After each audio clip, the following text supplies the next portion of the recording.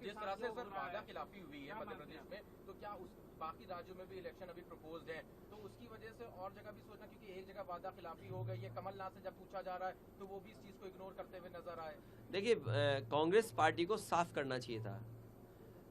मेरा मानना यह है कि अगर आपको सीट नहीं देनी थी तो समाजवादियों से बात नहीं करनी चाहिए थी।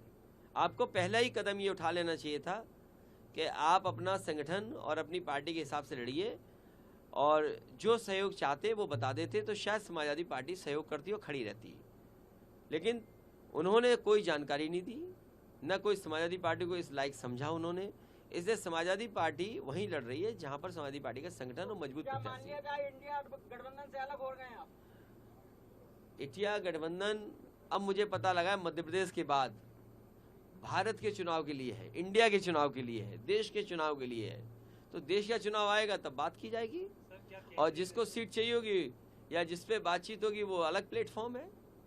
लेकिन ये सवाल ये है, क्रेडिबिलिटी का है, कि अगर कांग्रेस इसी तरह का व्यवहार करेगी तो कौन उनके साथ खड़ा होगा।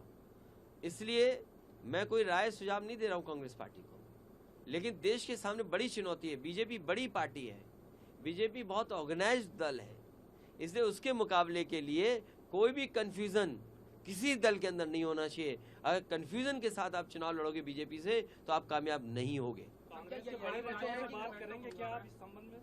अब हम तो किसी से बात नहीं कर रहे हैं, हम तो आपसे बात करेंगे। सर क्या यही वजह है कि कांग्रेस का हर आदमी अब आलोचना कर रहा है, चाहे तेलंगाना हो वहाँ पे भी लोग विरोध कर रहे हैं, और सभी लोग अब कांग्रेस का खुल के विरोध कर। तेलंगाना में भी अभी देखा गया, असदुद्दीन ओवैसी ने भी सबने कहा कि बी पार्टी बता दिया है बीजेपी को। नहीं तो वो तो आप जानकारी कर लें कि बीजेपी को हराने के लिए सवाल बीजेपी का नहीं है, सवाल है कि संविधान कैसे बचेगा।